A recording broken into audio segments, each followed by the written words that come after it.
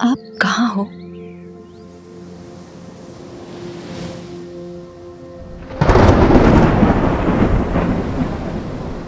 प्रभु, आप केवल आज्ञा दें। मैं अकेला ही ये सागर लांघकर माता सीता को ले आ सकता हूं। हनुमान, तुम्हारी शक्ति और भक्ति पर मुझे अणु मात्र भी संदेह नहीं है। परंतु यह यात्रा केवल एक योद्धा की नहीं, संपूर्ण मर्यादा की है। यह धर्म की स्थापना का संकल्प है। इस युद्ध में समस्त सेना का भाग लेना नियति है। प्रभु का हर एक निर्णय केवल उस क्षण के लिए नहीं, आने वाले युगों के लिए एक उदाहरण होता था। यह केवल एक पत्नी को बचाने का प्रण नहीं था, यह संसार को मर्यादा का अर्थ सिखाने की यात्रा थी। हम समुद्र देव से प्रार्थना करेंगे, वे ही हमें मार्ग देंगे। सागर देवाय ओम नमो नमः सागर देवाय।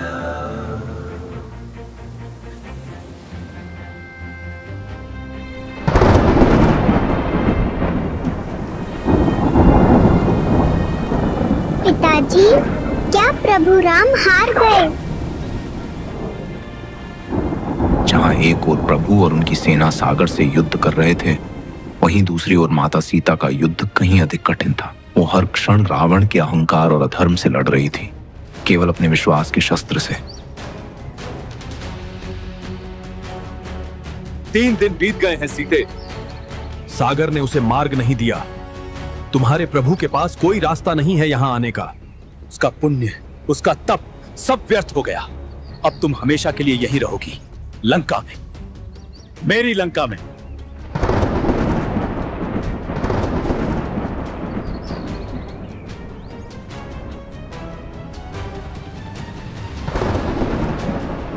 रावण ने सोचा कि उसने माता सीता को तोड़ दिया है, पर वो नहीं जानता था कि उनका हर एक आंसू प्रभु राम के क्रोध को महाप्रलय में बदल सकता था।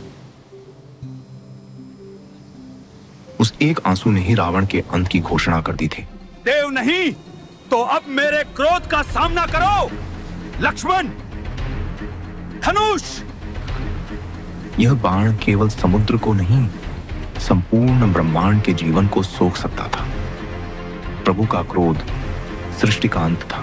तभी जल से प्रकट हुए समुद्र देव उन्होंने विनती करते हुए कहा, प्रभु, मैं अपराधी हूं, क्षमा करें।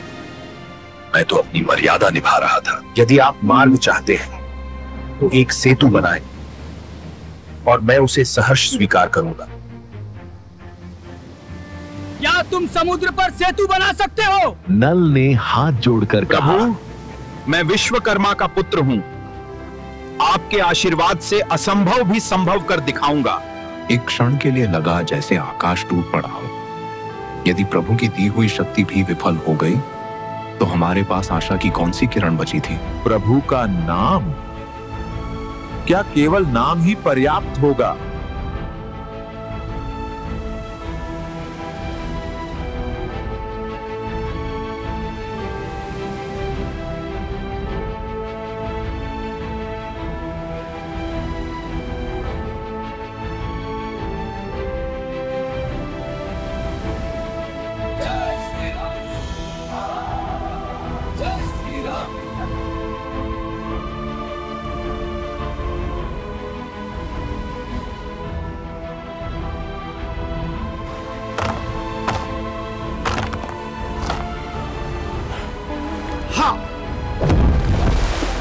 यह सेतु केवल पत्थर और रेत से नहीं बन रहा था। यह हम सब की टूटी हुई आशाओं को जोड़कर प्रभु के नाम की शक्ति से बन रहा था। हर पत्थर पर राम का नाम था और हर हृदय में भी।